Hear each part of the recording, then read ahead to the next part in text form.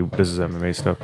If you do not score round 1 for a Nunes and GDR as a 10-8 for Nunes, I don't understand. Fuck's good. Don't even ever give your own scores. Seriously. Are you kidding me? 71% MMA decisions was a 10-8 for that round. Duh.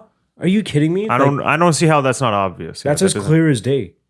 It doesn't make any fucking sense. It was a complete mauling, and she was just trying to not get finished. If you're just surviving getting finished, it's a 10-8. We were this close to thinking that Nunes was going to wrap it up. Remember, I fucking as soon as she fucking got her down, I'm like, this is over. It's done. Yeah, it's done. Yeah. But I was surprised. You got to give it to GDR though. She toughed out that side choke. What is it called? The arm triangle. Sorry. Yes, the choke. Yeah. I feel like there was multiple chokes that she escaped, but she also escaped multiple bad positions as well. Yeah, but honestly, okay, yeah, she's tough and she's good stand-up and all that, but what the fuck what are you training? Your whole thing is I'm a stand-up person, I suck at grappling.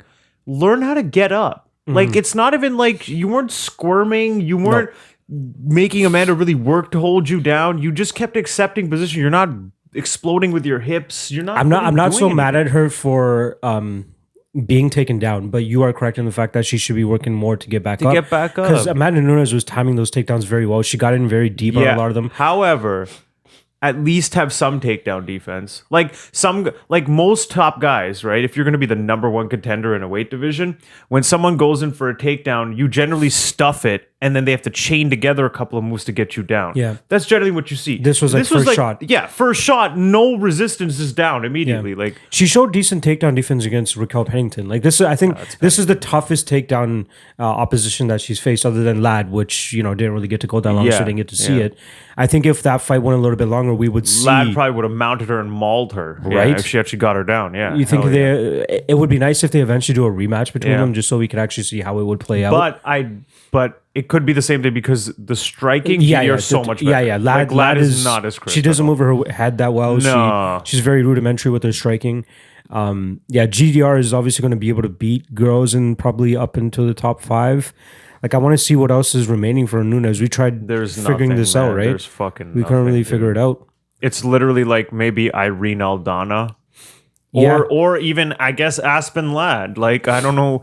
Unless you do, maybe you could do Aspen Ladd versus the winner. If Holm beats Pennington, maybe just do a Ladd Holm, and then Ladd wins that. She gets a title fight. Well, they were actually supposed to fight earlier last year or this year too, eh? Ladd and Holm. They were scheduled to fight each other, and then they were. Right? Somebody got pulled out. I forgot who it was. Yeah. But it's got to be Ladd, and Aldana is definitely up there too. Did you watch the Dana scrum after? No. He was recognizing Aldana. He goes, she goes in there, fights a super tough test against Caitlin Vieira, who's been out for 2 years, knee injury. We were super high on her, and then Irene Aldana comes in and finishes her like that. He goes, she's definitely on my radar. I think that's one of those Caitlin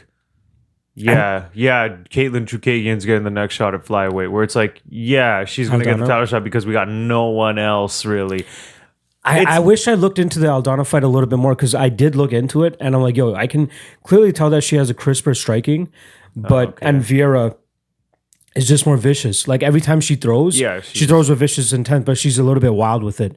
And all the opponents that she's been finishing, they wilt under the pressure that Vieira puts towards them. Yeah. Kelly Fashold, Sarah McMahon, who's the last girl that she beat? Kat Zingano. Yeah. But even in the Zingano fight, she took her down and pretty much rode her out on top. Yep. And then in the last fucking minute and a half of the third round, she's trying to survive. She's looking up in the clock while Zingano was going balls to the ball. She missed weight though. Fight though, I remember. She missed weight, but I'm kind of.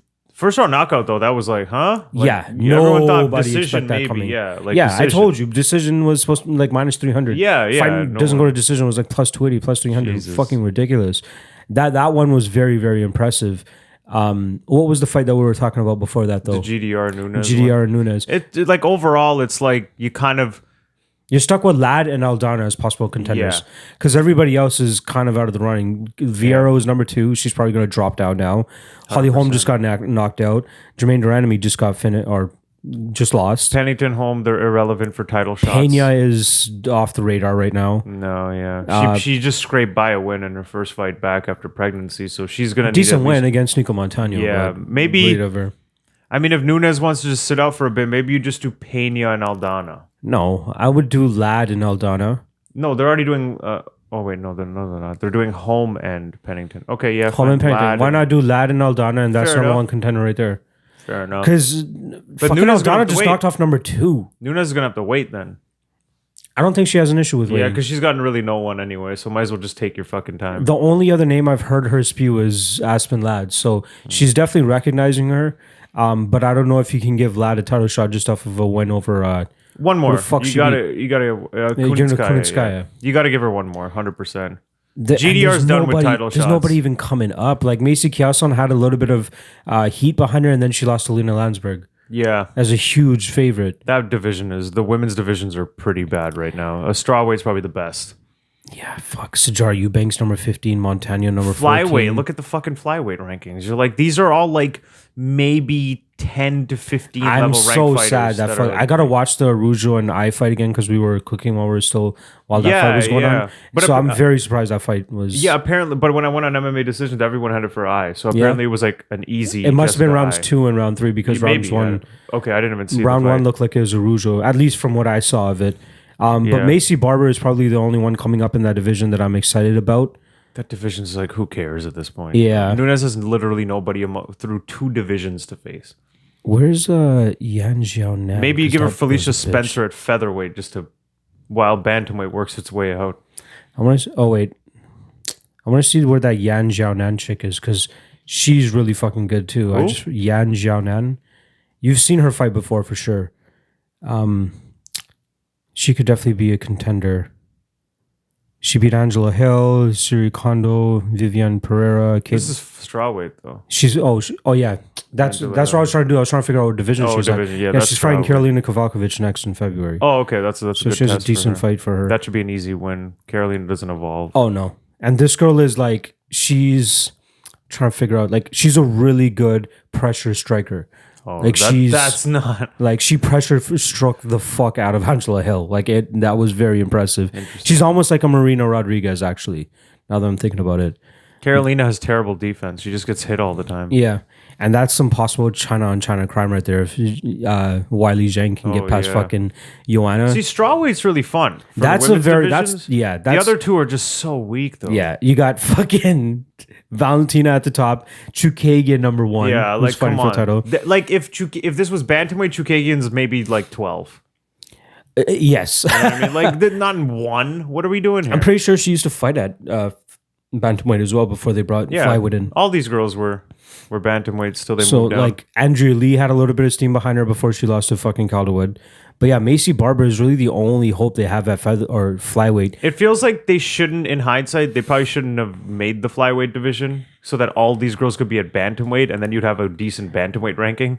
But even that, how are these chicks going to be competitive? Okay, Valentina's going to be you competitive. just have a couple more names in bantamweight at least, Shut right? up. Just so, you know what I mean? There's something going on. Let's just not spread things. Let's not rule out Aspen Ladd that quickly, right? She could like make She a got little bit caught of a by fight. GDR one punch. It's cool. I'm gonna be honest, though. I think that Amanda Nunes wrecks her. 100%. I feel so bad because I love the girl. Like I She's really not like Ladd. mounting and mauling Amanda Nunes like that. No way. And striking, she's in serious She's gonna fucking get shit. fucked up. Serious shit. Amanda Nunes rocked She hits GDR harder in the than first GDR, round on yeah. the feet before she got her down. One thing, GDR, I'm done with her. Like, she's just definitely one of those girls who just fucking rubs you the wrong way, especially after that whole featherweight debacle. Yeah. You don't get better. You've been in MMA for how long? You know your weakness is grappling. Why are you not better at standing up? Like, I get it. It's easy for me to say but when I'm comparing it to other elite athletes, they get better. They improve. They clearly fix She's holes. had 13 MMA fights now. She's 9-4. It's like her thing is just like, I'm just going to come in with my striking and rely on it. And if it gets to the ground, I'm fucked. Oh, well. Yeah. We'll live to fight another. Like, it's like she doesn't even care about it enough. It's like, come on, man. You got to do a little better there. Evolve. Yeah, get up. Like, learn how to get up better.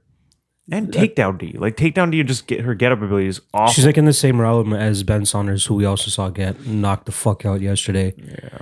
Right? After I told you about how he wants to keep evolving. Yeah.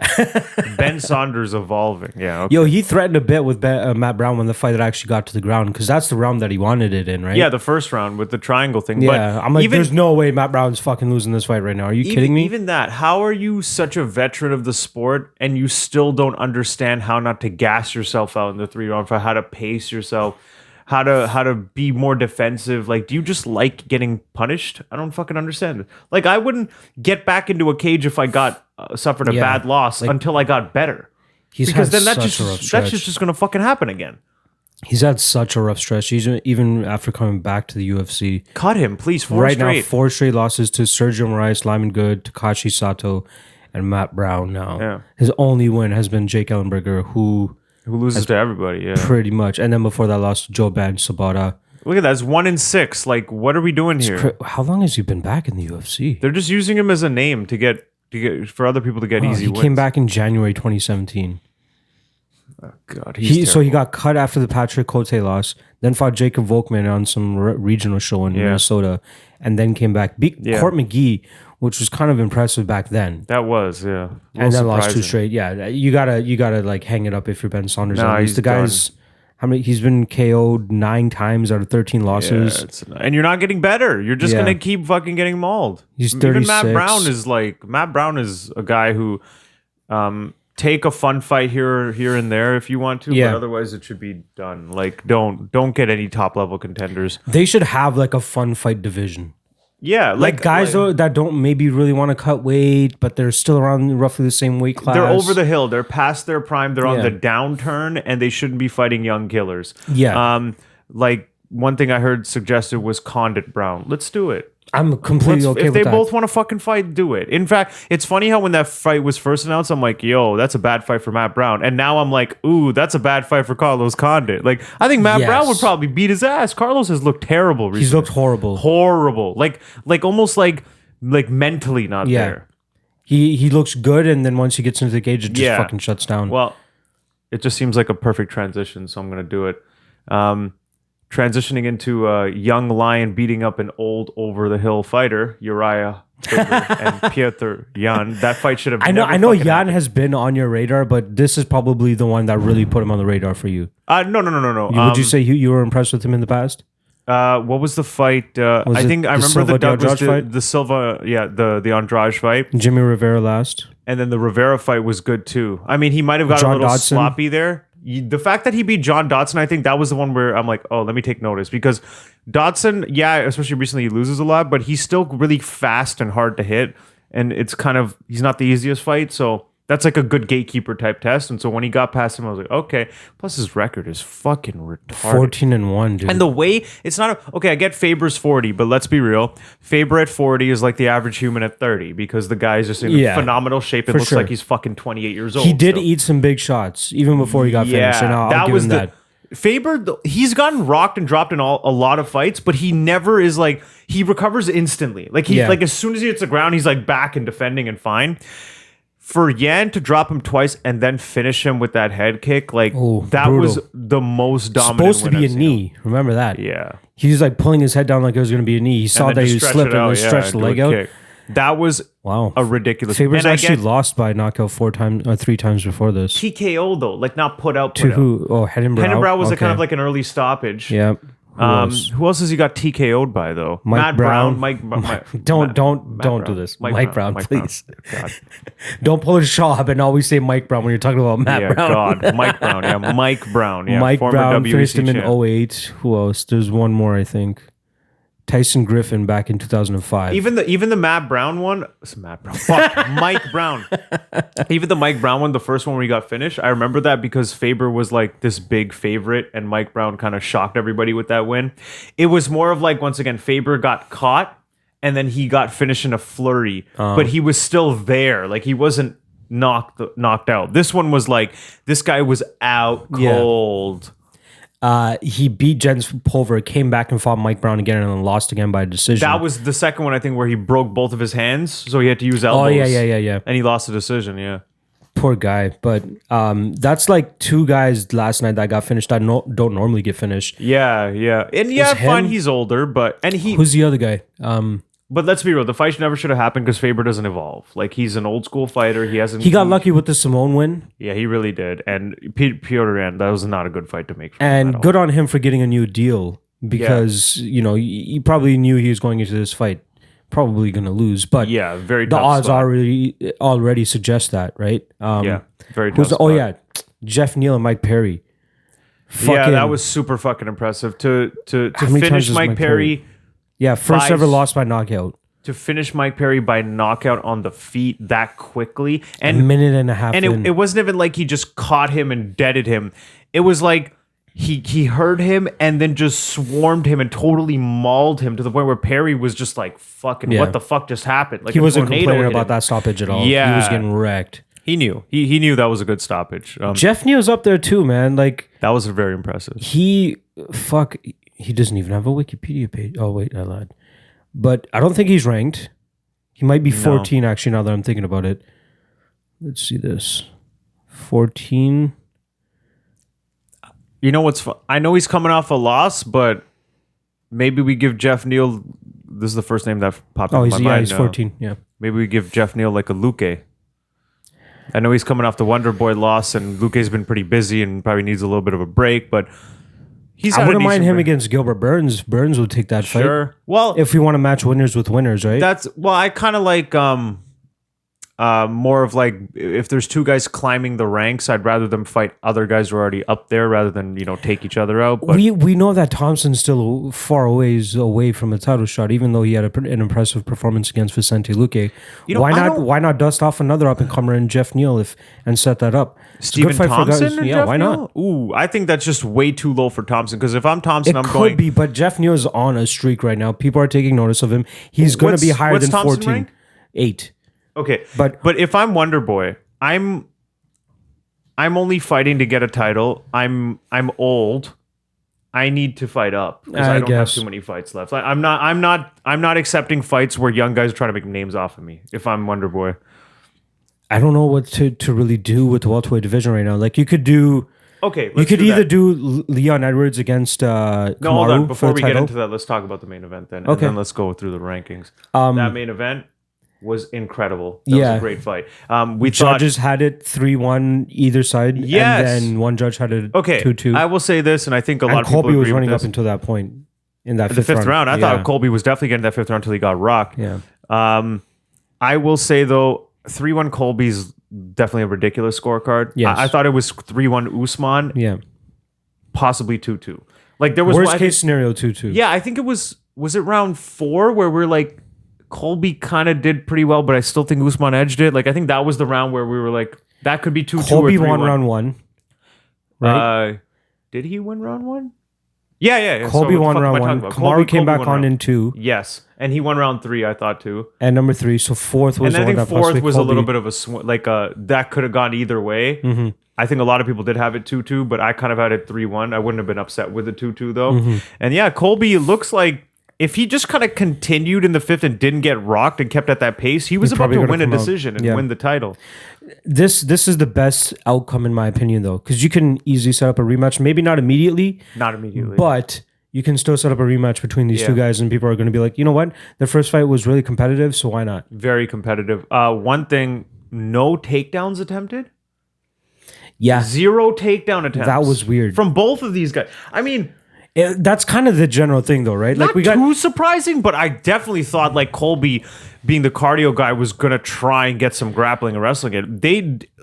Usman in the first round just did a little fake. Yeah. And that was it. Nobody else attempted any sort of takedown or grab. We kind of got that in the Damian Maia and Ben Askren fight until it actually hit the ground where they're just striking each other's faces off. So it kind of makes sense when we do get two grapplers, we always end up getting a striking match. You thought like every couple of minutes they tried something, an attempt or something, nothing. I think they just really respected both of their wrestling to that extent. And they're like, fuck it. And Kamaru was happy to keep it on the feet because he was the one landing the power punches, right? That's what made the difference again, and that's what everyone thought would be the difference maker, right? Colby might have the output, but it's the cardio versus the power. The power came through. And Kamaru's cardio looked fine. Like he didn't it's not like Colby put a pace on him where Kamaru was starting to gas. Like Kamaru looked fine. Oh yeah. He didn't look like he was close to gassing at all. That's why he got the fucking finish in the end there. Yeah, he was fresh in that 5th round. 175 strikes to 143 for Kamaru. Yeah, that makes sense. Colby still threw 35 more strikes. Significant strikes, at least. His striking looked better than I thought it would. Every strike for strike is total strikes and significant strikes are the exact same. So that was a good. See, Kamaru had the better efficiency as well, 48% compared to 36%. Yeah. 0 for 0 on takedowns. Yeah, this was a completely striking affair. And it There's was a no fun stats fight. anywhere else. I think a lot of people expected maybe kind of like a boring, lackluster fight. No, it lived up to the beef, and it was a fun back and forth war. I didn't buy into the narrative that it was going to be a boring fight. For me, it was like even before the fight started, when we were burning, I was like, "Yo, I am very interested to see who's going to be the one conceiving their back foot. Like who's going to be the one moving backwards, because they're so used to being the aggressor, so used to being the one moving forward. So it really came down to who gave up the back foot, but." I can't say distinctively either guy gave up the back foot. Like I'd say Kamaru was the one slightly edging it more a little bit in terms of advancing because of the power. Because of the power, he had more power. But then Colby would put together a couple punches and start backing Kamaru Good up. Combos. Like it was like there was. Do you remember at all how often the fight was against like the warning track? Most of it took place in the center of the cage. In the middle, they were not trying to concede. Yeah, they were not trying to concede position to either guy. Like they were just going for it. And Colby landed some good shots too. Kamaru's chin is ridiculous. There was a couple of shots where we thought Kamaru was rocked, and he just looked fine after. I'm like, holy fuck, this guy's just eating everything. Like no problem. He landed clean. Like there was a couple uppercuts that he landed inside the, not even the clinch, but like when they're almost dirty boxing. I'm like, how the fuck is Kamaru still there? You know, put what you want into Colby Covington's lack of knockout power. He hasn't really knocked anybody out, right?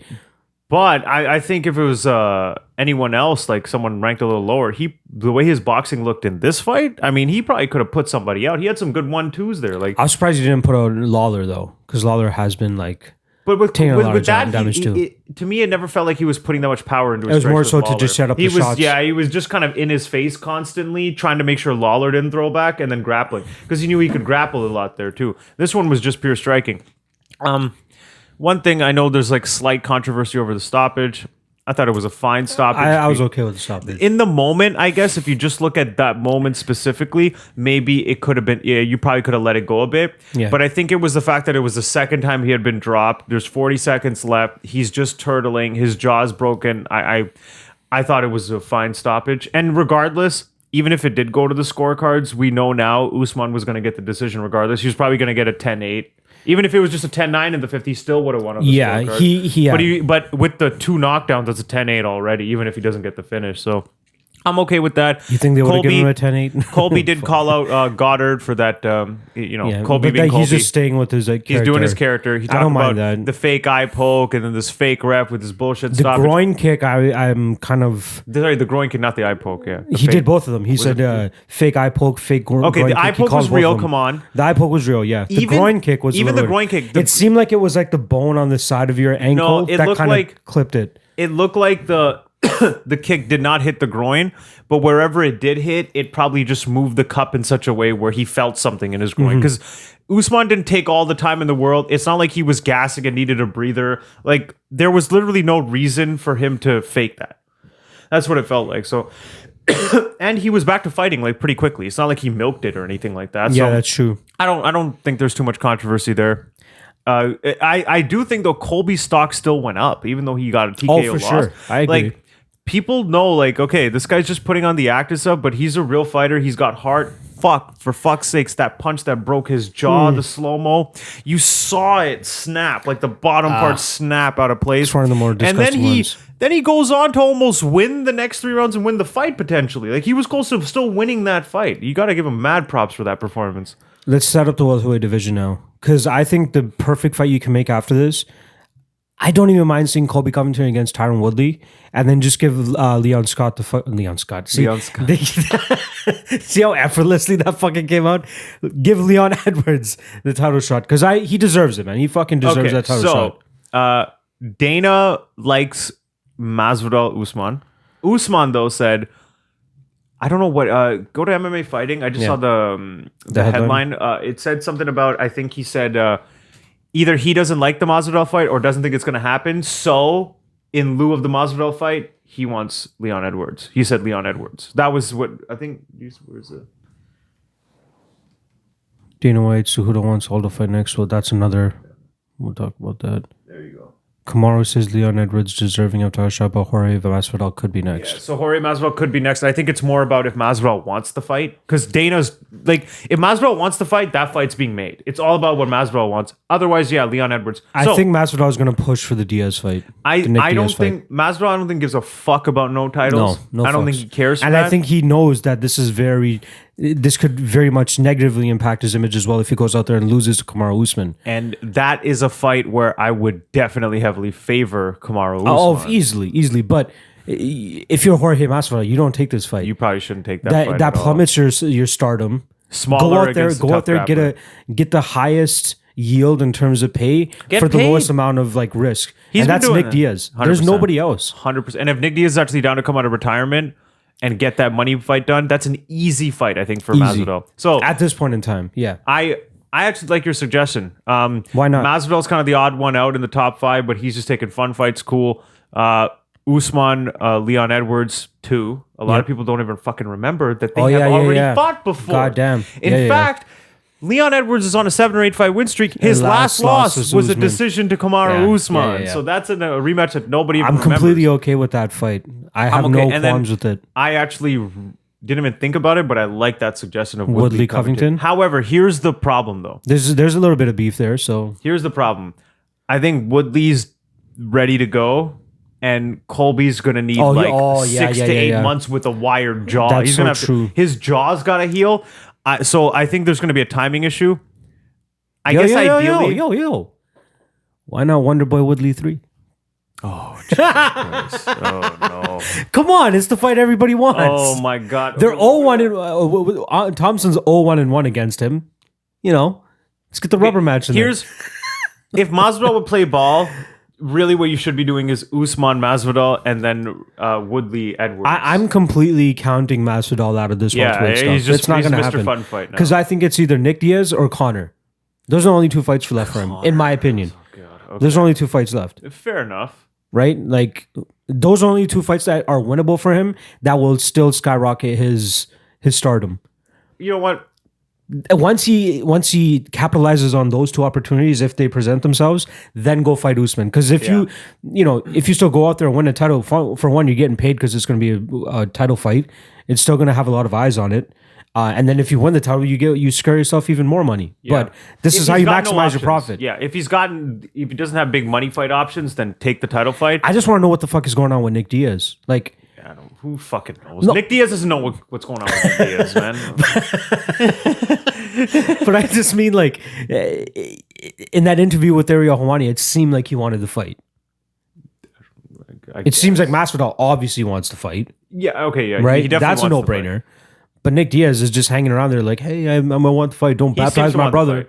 But then, okay, he'll say he wants to fight, but then he's the type of guy where when you give him an offer, this and that, he's just going to find something he's not happy about. Probably. Be hard to play ball with. And at this point, if you're the UFC, is Nick Diaz worth the hassle? Mm-hmm. I mean, Nate's probably the bigger star at this point. He's old. He doesn't seem to want to fight. There is still hype around it, so you can still make money. But how much ball are they going to be willing to play with him? Yeah. That's the question. But I think Usman stays at the top for a while, dude. I actually think that Leon Edwards is probably just going to get the next shot. And that makes the most sense. And then Woodley, because maybe, he pisses everyone off with like a lot of talk and you see that he's supposed to fight. Who's he supposed to fight in England?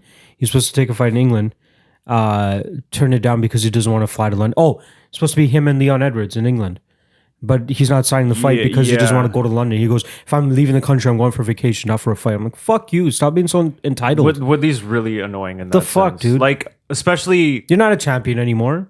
You got totally handled by Usman, badly. That was probably one of the worst performances I've seen from a champion. Fuck anybody. Fuck anybody that says Woodley didn't show up or Aldo didn't show up. These guys that beat him showed the fuck up even after those fights as well. I bet if Woodley shows up, Usman still cleans him up 5 rounds. I still think that fight's not any different because if you give me anywhere better than minus 250, I am unloading the entire bank account on that. Look at the pace he had with Colby. Woodley at that pace. Fuck, 1.5 rounds, he's fucked. He's not surviving 5 rounds at that pace. Hell no. Woodley's stats are in terms of output because they must be dog shit. Here's what I think is going to happen though. Even though Woodley's number 1, because I think UFC doesn't really fucking like him. He's annoying in the sense of he doesn't fucking fight. Talking about a rematch, talking about super fights after getting mauled by Usman. It's been so long. Why haven't you fought again? I don't understand. Don't you want to get back in there and erase that shit? Because that's the only thing we can fucking remember was you getting mauled by Usman. Get in there. I think it seems likely because he's turning down all these fights, he's just going to get someone like ranked way lower. Like they're going to try and use him to get someone else boosted up. But like who? Number 7 or 8. Who the fuck is that? Ponzinibbio Woodley. There you go. Where the fuck is Pons? He's been injured. Jesus Christ. Yeah. Poor guy. I think maybe they'll be like, you know what? We tried to do Leon Edwards. You don't fucking want it. You're getting Ponzinibbio. Leon Edwards is getting the title shot now. Too bad. Like that's your rebound fight at this point. If he had taken the Edwards fight and won the Edwards fight, you're the fucking next title contender. Like take that fight after the way you performed against Usman. I don't want to go to London for a fight. What the fuck are you talking about? You're not in a. You're gonna secure yourself a title shot. Yeah. You gave up control when you fought like that. Now you got to go prove it again. Like that's where you're at. It's nonsensical. He's not getting a title shot again, I think, because he's like 37, 38. It depends on the fight he gets next. If he gets the Colby Covington, if he gets a Colby Covington fight and wins that, I think he could in line for a title shot again. I really don't think Colby fights before like July or August. Like that guy needs time off. After a war like that, you need, and your jaw's broken. Yeah. Okay. One little aside though. From Usman's perspective, this could not have gone better for you. This guy talked all this shit. You were fucking pissed. It could have been more dominant in terms of the entire fight. Fair enough, but yeah, I get where you're coming from. I mean, this guy was a talker, talking shit. I brought this up. Broke his fucking jaw. Exactly, you said it too. The irony is fucking ridiculous. You broke his jaw, like literally. Yeah. You know when leading into a fight, when a guy's pissed at a guy and he was like, I'm going to fucking kill him, I'm going to break this, and it's all exaggerating. This guy literally did what you would exaggerate talk, like what you would say is an exaggeration before the fight. I'm going to break his fucking jaw and then we'll see if he talks. He actually fucking broke his jaw. And then to top it all off, he finished him. Yeah. And he definitively bit him. Like Colby can't say shit about losing. Yeah. Okay, maybe the stoppage was early. You want to complain about that? You were still about to would have lose lost the decision then, you too. Yep. But either way, it was still a good fight for Colby. 50 seconds left in the round, by the way. A lot of people got like they were showing a lot of respect to Colby for that performance. Like they were like Colby was getting cheered. I remember me and you were surprised about that. Colby Chance, and even Colby Chance too. It's like the second he came out in that interview with Candace Owens and said that it was an act, he gained like half the people were like, all right, that's all I really need to hear. More power to you. Fine. It's all an act. You're just trying to get paid. I can respect that. And now they're like on board with the guy. Like that's the casuals though, because like real fans like us, we already knew that's what he was doing. Yeah, exactly. Right? This is the first time we actually see him shine light on it. It did kind of fucking. And now like when he does ridiculous shit, people are almost just kind of laughing and waiting for it. They're not like, oh, fuck this dude. They're just like, oh, wait, hold on. Here's Colby. He's gonna do some shit. There he is. Like, that's how it is now, right? Like, no one really hates him. Yeah. And a little thing I got to point out, because I pointed it out to you in person, but let's get this on the podcast. Remember what I said about the first round of RDA Colby? The little tiny things you see that make you see someone's character. Colby. Go watch this fight, everyone. There's a part where in the first round, Colby's clinching RDA against the cage and his hand is rubbing against the cage. He is being so conscious to not grab the cage. I'm like, that, if he was really a little shit, like a little worm, he would be fucking... try to get away with it. If that was Chael Sonnen, that guy's going to fucking hide his hand and be grabbing the cage. Colby is trying to be fair the whole time. Then the round ends, lands a little elbow on RDA, and then kind of gives him a pat on the chest like, my bad. Like, I'm like, that's his real character. That's a stand-up dude. He's actually a stand-up guy. And you see it in moments like that. But either way, that was an amazing fight, and it was a positive for both guys. Even though Colby got his jaw broken, he's still going to get top fights when he comes back. He's still hovering at the top. And he's still probably only like one fight away from... I was kind of teasing this the entire night. I'm like, what if all 3 fights go to a decision? What if all 3 fights go to a decision? They pretty much did. I didn't leave your house until like 1:45, 2 a.m. Yeah, generally, like, I think for a UFC pay-per-view card, 12:30, 12:45, maybe 1 is like the late. But this is like 2 a.m. This one stretched it. Yeah. But... we were lucky that all the fights were exciting. They were all good like, fights. there wasn't really much lull. Like, even the Nunes Randomir fight, like, when she got her down, you would think it would be a little bit slow-paced or still. But no, you're like, yo, Nunes is advancing to a more dominant Especially after the position. second round where you're like, oh shit, might get is finished. GR about to pull it off? Yeah. And then it just turned into Amanda easily wins. In hindsight, the most boring fight was Volkanovski-Holloway, but at the moment, like when you're watching it live, you're excited and tense because, you know, it's Holloway. It still holds up as a great fucking fight. Yeah. In hindsight, like if you go back and rewatch it, you're like, it's not that exciting. But there's always fights like that where in hindsight you're like, God, that was a shitty fight. But during the fight you're like, just like, like he just whiffs a punch, you're like, It's really the unknown. You don't know what the fuck is gonna happen. Yeah. Is it gonna land? And then after it's like, oh well, nothing really happened. That was fight kind of a was waste. shit. Yeah. But in the moment you're like, dude, perfect example. I guess it was a decent fight, but like relatively compared to when you watched it live afterwards. Robbie Lawler against Matt Brown. You're expecting that fight to be an absolute fucking somebody's gonna get knocked out. Yeah. Then they go the full 5 rounds. You're like, it was a fun fight, but it was kind decent. of but like you were Lawler. more on. You're like, oh my god, someone's gonna land a knockout blow. It was easily like I was thinking about that fight earlier. I'm not sure why, but yeah, I totally agree with that. Volkanovski and Holloway, dude. Yeah, let's transition. I'm sorry to rub that in for you right now, but yeah, so I was totally on Holloway's train. And we finished last podcast talking about that. And I'm like, either I'm going to show up here sad next week or I'm going to gloat about it. Okay. So I'm fucking gloating about it. Totally. I was totally like, okay, look, Volkanovski's good and everything, but this is Max Holloway. Yeah. I think he's going to take it. And I was pretty sure about it. Then, remember yesterday?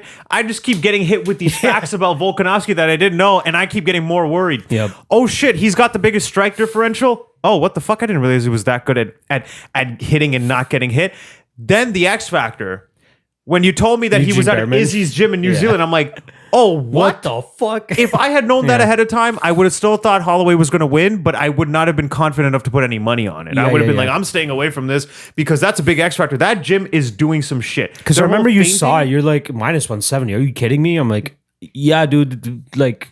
It's a challenge. This is a fucking and I'm just like, like he did good against Aldo, but he kind of just shut him down. Holloway beat the fuck out of him. Like that's the thought process. Yeah. But there's other elements to a fight. A lot of people have that thought process in terms of, he just shut that guy down, so that guy wasn't able to get off. But what he is doing is shutting down that guy. 100%. And that's what he's able to bring into these fights against a guy like Max Holloway. Yeah. Like, I love when he was blitzing. Every time he's blitzing, he's throwing with everything with conviction. He's not throwing shit to just throw it out there, which is why Max Holloway kept getting tagged and kept getting like pushed back. But he gets out. He flurries a bit and gets out. He's not hanging around there to brawl. It's super calculated. He didn't let the size differential get to him.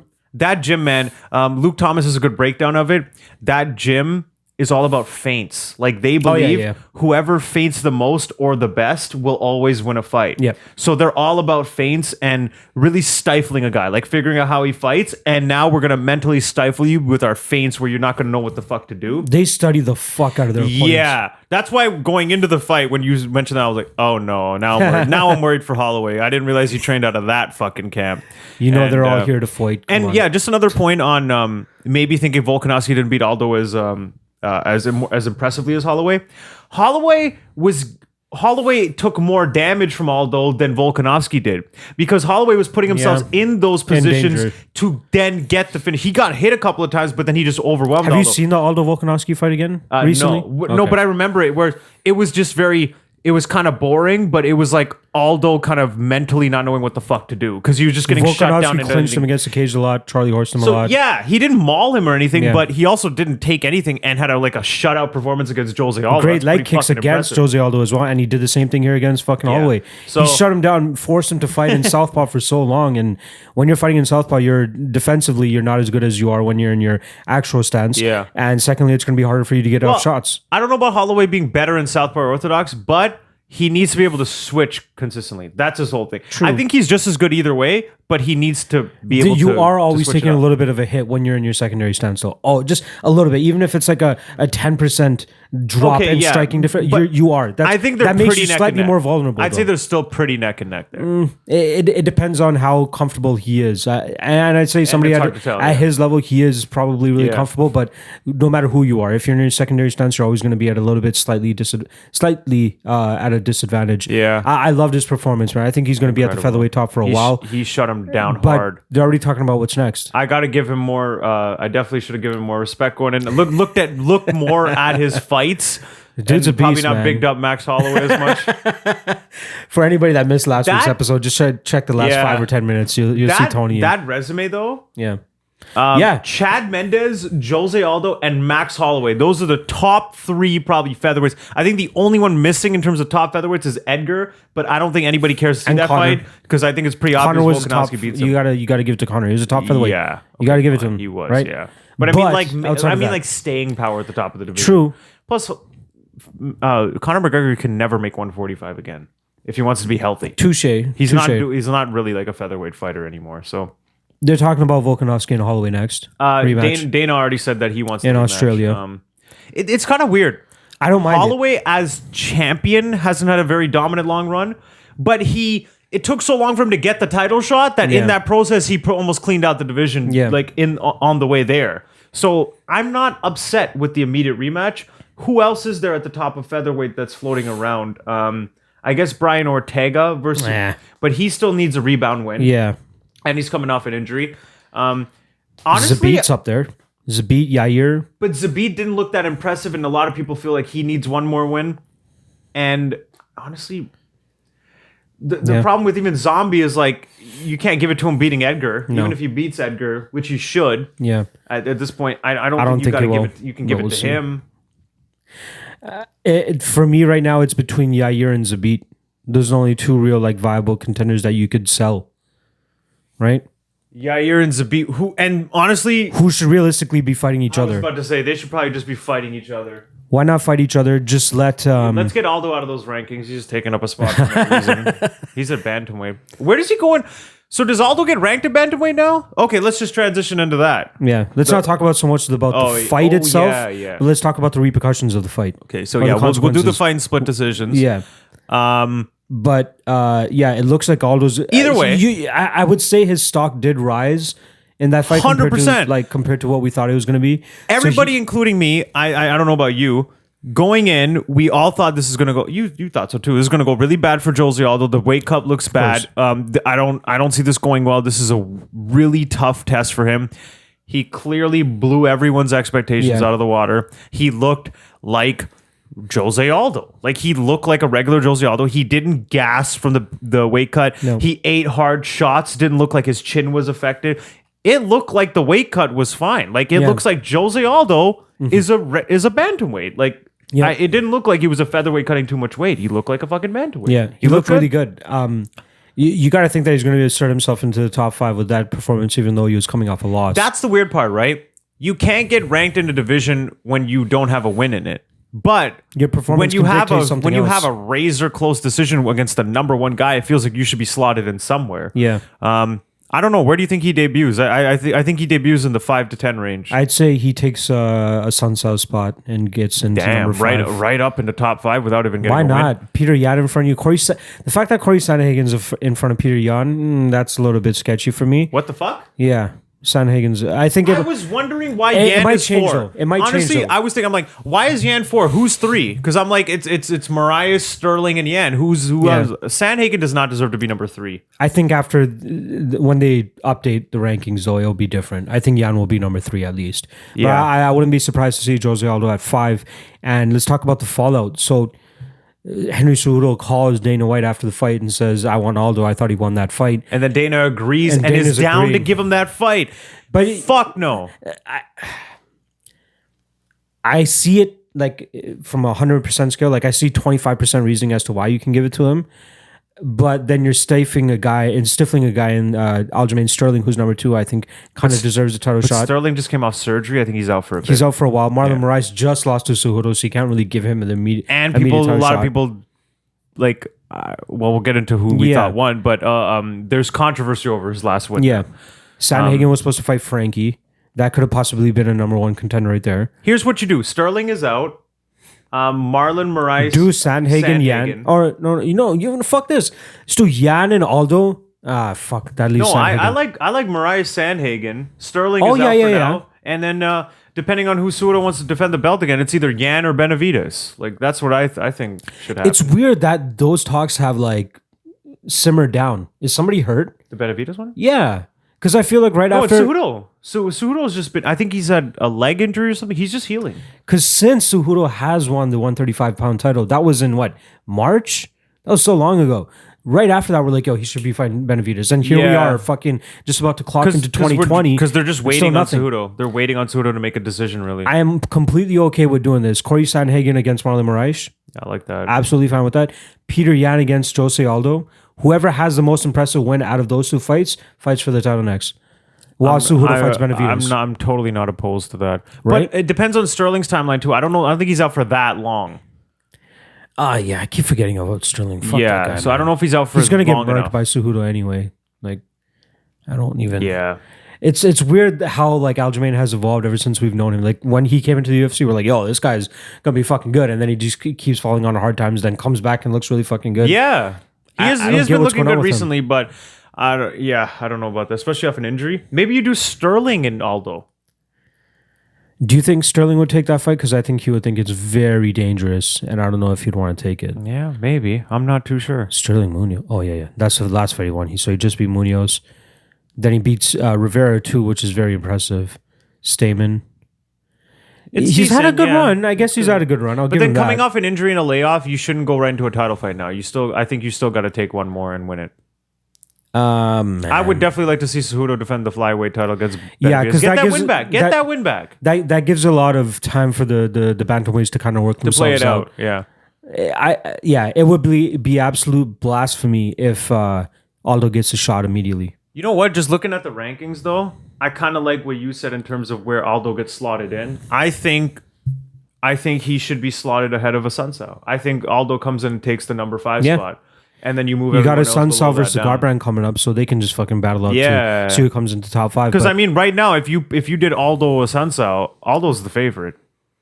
Yeah, Aldo's 100% the favorite going into that fight. Yeah, dude, Marlon Moraes is like a younger version of Aldo, who's older, and he still had a very close fight with him. Aldo looked really good, impressive. And that did kind of. That did kind of blow me back a little bit when they brought up his age, 33 years old. Yeah, and now he's talking about fighting until he's 40. I'm like, that's like 10 to 15 fights, dude.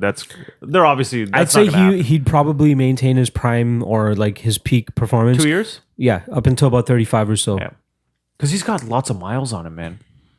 Yeah, it's funny how we have this discussion now, considering the discussion we're having going into it. Because my main thing is, I even talked about it on the Lawcast. I'm like, okay, say Aldo goes out there and actually wins this fight. Say he fucking flying knees Marlon Moraes in the first round. He's going to have to cut to 135 again. Yeah, but that doesn't seem to be the issue. Yeah, it's weird. Like, it's going to happen multiple times, and it may not have shown in this fight, but you can still use it as a possible X factor in his upcoming fights. Like, when is it going to catch up to him? He's only getting older. Like, you can't tell me that just because he was smiling on the scale and he was in fucking Marlon Moraes' face that he wasn't suffering. It has an effect, 100%. Right? Weight cutting's not fun for anybody. And fight a guy that pushes the pace more. Over 5 rounds. You're going to fight Henry Cejudo for 5 rounds? I think at a certain point, at round 3 or something, you're going to start to slow down. Henry Cejudo's going to start to push the pace. In terms of that striking, though, he's got striking because he would have the advantage. Cejudo's fast, though. Like, Cejudo is quick. I think Aldo's probably faster, but Cejudo will just do what he did to Moraes, like eat the shots and walk forward and start to land back. So, I don't know. That's a very fun fight. I'm excited for the bantamweights and flyweights now just because there is a lot more happening. Bantamweight has always kind of been fun, though. Not really flyweight. Not really flyweights. That's terrible, too. But Benavidez and Cejudo could be somewhat of a competitive fight, right? At the top of that division, it's still good, yeah. Let's take a just quick gander at the rest of the card. We'll wrap this up real quick. Who else did we give shine to? Akhmedov looked decent against Ian Heinisch. I thought Heinisch was going to be able to out-cardio him there. Didn't get to watch the fight the closest, so I'm not going to say too much on it. He actually cost me my Hail Mary parlay. He was my main one. Oh, interesting. He cashed off 4K. Oh, wow. Yeah. It was the only one? He was the only one that lost for me on that parlay. Who's the other one that lost on a different Hail Mary parlay? Fuck.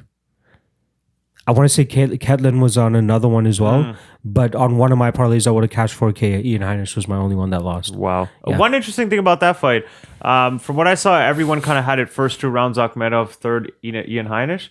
When I went on MMA Decisions, though, all 3 judges had 2 and 3 for Akhmedov, and they all gave Heinisch the first round.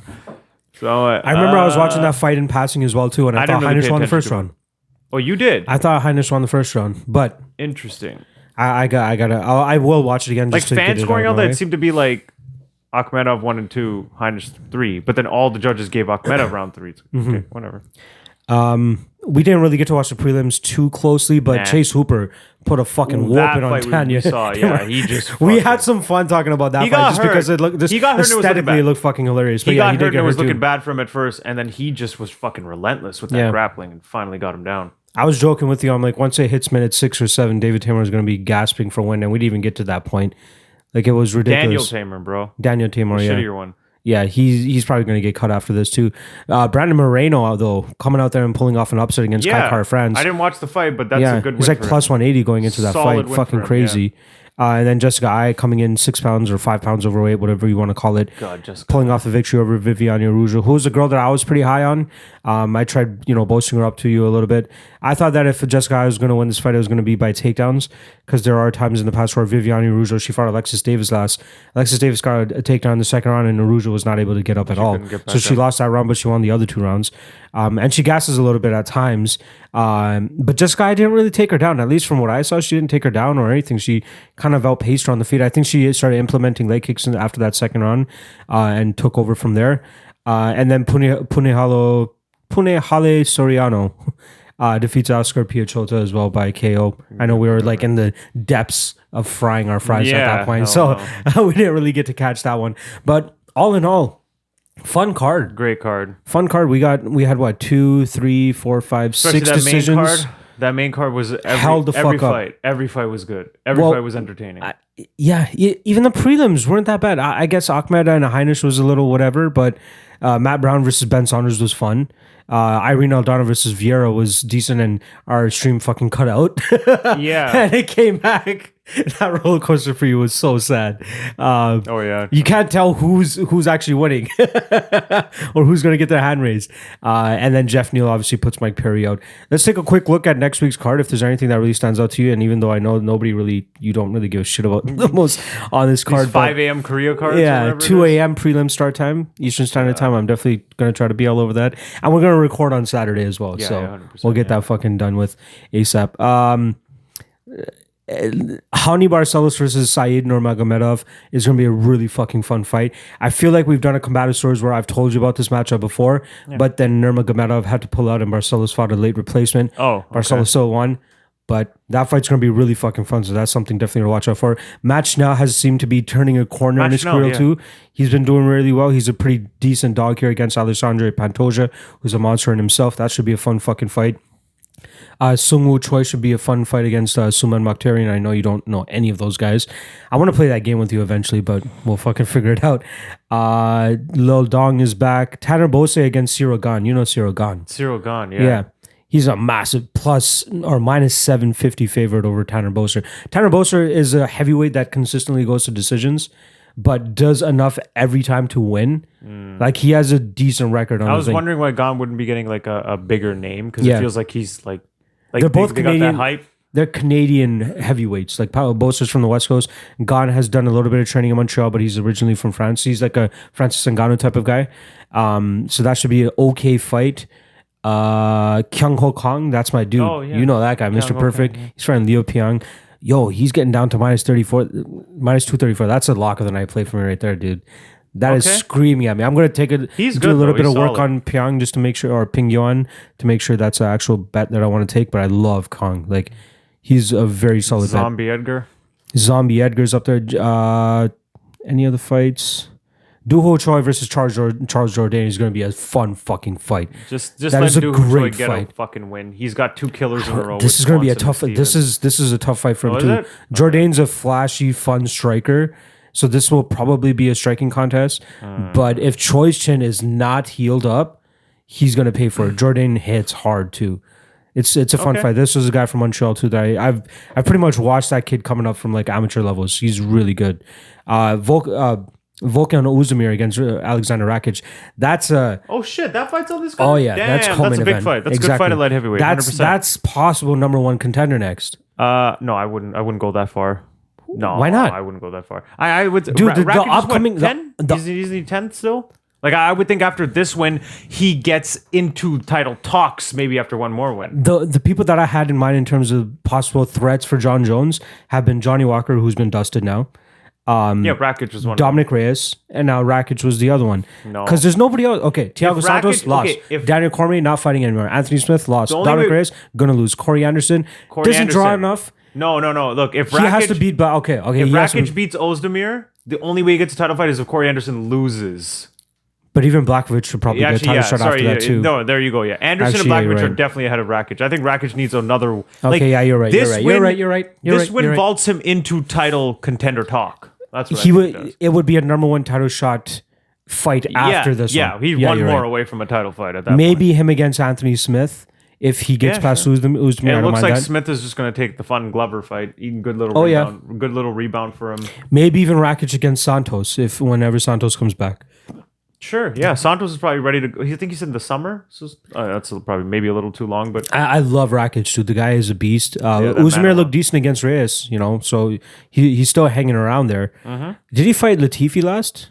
Am I wrong in thinking that? I think he knocked him out. Yeah. He finished Latifi. And now Latifi's going to fight Derek Lewis as a heavyweight because that makes sense. That makes all the fucking sense in the world. Yeah. No, I was looking up Ozdemir. Yeah, Rakic is a slight favorite here too. Yeah, he beat Latifi last, and then he had that Reyes loss before that. Yeah, top two fights, very intriguing. You're not going to watch the entire card? I'm sure you'll just fucking watch. When I wake up on Saturday morning, most of it will probably be done. So I will go through. Like that's what I do. If the cards already happen, I'll go through and kind of skim through it. Like I'll watch the fight up to I'll just kind of skip through and probably like the last two. I think in the last 3 or 4 fights are the ones that I care about the most. Yeah. I'll probably watch them in their entirety, and then the rest I might just skip to like finishes or something like that. If there's like a split decision on the undercard, I'll tell you, be like, just skip it, wait for it to get here, and let's just get your actual first reaction to it. If it's a fight I don't care about the result, I don't care if you spoil that and be like, yo, don't watch this fight, split decision. Cool. I know everybody's writing off Frankie Edgar here because...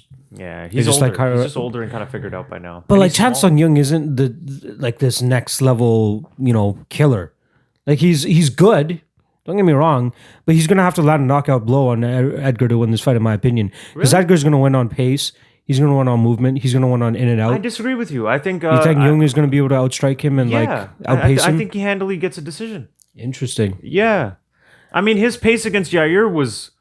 That was a really good pace, and he looked fine for 5 rounds. So, and just Frankie, he seems to just have a lot of trouble nowadays hitting guys and not getting hit, and he's smaller. And he has had a lot of difficulty in getting takedowns now too. So that's something that plays against him. I don't see the takedowns being a factor. So I kind of understand why he's the underdog here. I think it's a stand-up fight for the most part, and I actually think Chan Sung Jung will outpoint him for a decision. I don't think he's gonna. You don't think he's gonna finish him? If he finishes Edgar, that's a big win, though. Yeah. Although Edgar is older and has been finished by Ortega, so.